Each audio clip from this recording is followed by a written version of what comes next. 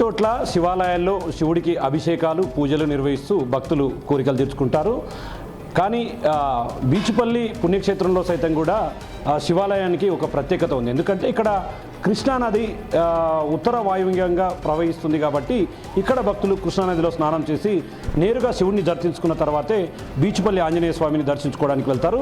ప్రధానంగా ఇక్కడ ఏంటంటే ముఖ్యంగా కృష్ణానది దగ్గరగా ఉండడం, శివుడు అభిషేక ప్రియుడు కావడంతో భక్తులంతా కూడా ఇక్కడ కృష్ణానదిలో స్నానం ఆచరించిన తర్వాత మొదటగా ఈ శివాలయంలోకి వస్తారు. ఇక్కడ పూజలు నిర్వహించి నేరుగా ఆంజనేయ స్వామి దర్శనానికి బయలుదేరుతారు.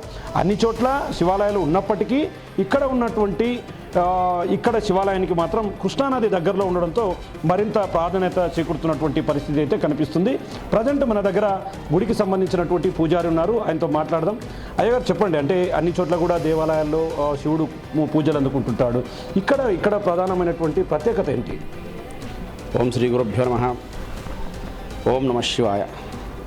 ఇక్కడ బీచ్పల్లి పుణ్యక్షేత్రం, ఇది ఉత్తరవాహినిగా కృష్ణానది జీవనదిగా ప్రవహిస్తుంది.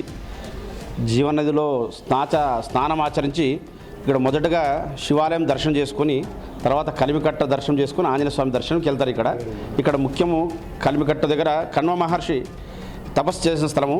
అక్కడ కలిమికట్ట దర్శనం చేసుకున్న తర్వాతనే ఆంజనేయ స్వామి దర్శనం చేసుకునే ఆనవాయితీ ఇక్కడ మొదటి నుంచి అలాగే నడుస్తుంది.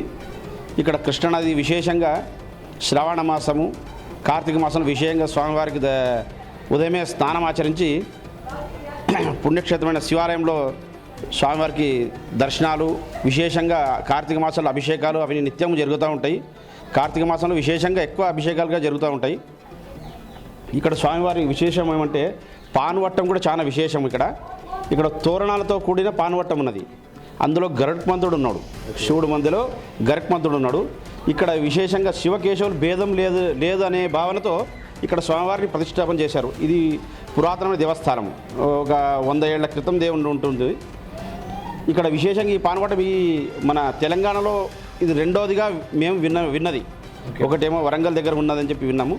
ఇది రెండోదిగా ఒక పూర్వీకులు పెద్దవాళ్ళు చెప్పినది మాకు విషయం. ఈ పానువట్టం విశేషం ఇక్కడ. ఓకే, అంటే రోజు నిత్యం కూడా ఇట్లాగే పూజలు చేస్తుంటారు, ఇట్లే అభిషేకాలు జరుగుతుంటాయి? నిత్యం పూజలు జరుగుతుంటాయి. కాబట్టి విశేషంగా సోమవారాలు అభిషేకాలు ఎక్కువ జరుగుతూ ఉంటాయి. సోమవారాలు శ్రావణ మాసం లోపల, ఇంకా విశేషం కార్తీక మాసంలో దీపారాధనలు, స్వామివారికి నిత్యం దీపం ఉత్సవాలు నడుస్తుంటాయి. విశేషంగా పంచామృత అభిషేకాలు కూడా విశేషంగా జరుగుతూ ఉంటాయి. అంటే మొత్తం ఇక్కడ దగ్గరికి చూసినట్లయితే కృష్ణానది కూడా దగ్గరనే ఉంది. ఇక్కడే ఇంత దగ్గర కృష్ణానది నదీ తీరంలో ఆ నీళ్లు తీసుకొచ్చి స్వామివారికి సేవ చేసుకునే భాగ్యం విశేషము.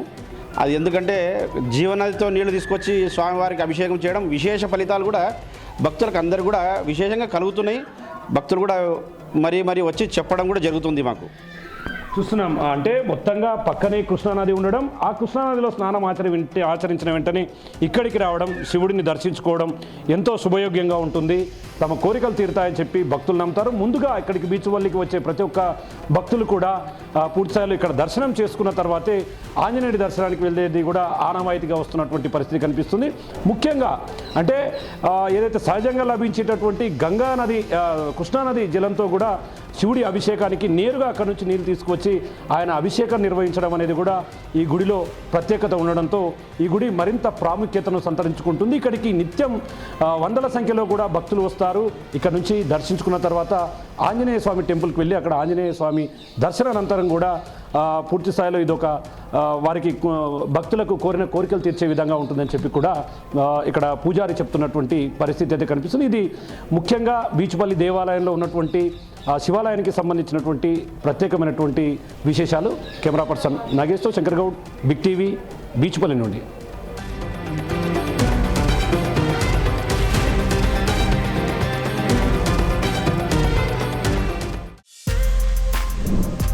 For more videos like this, subscribe Big TV channel.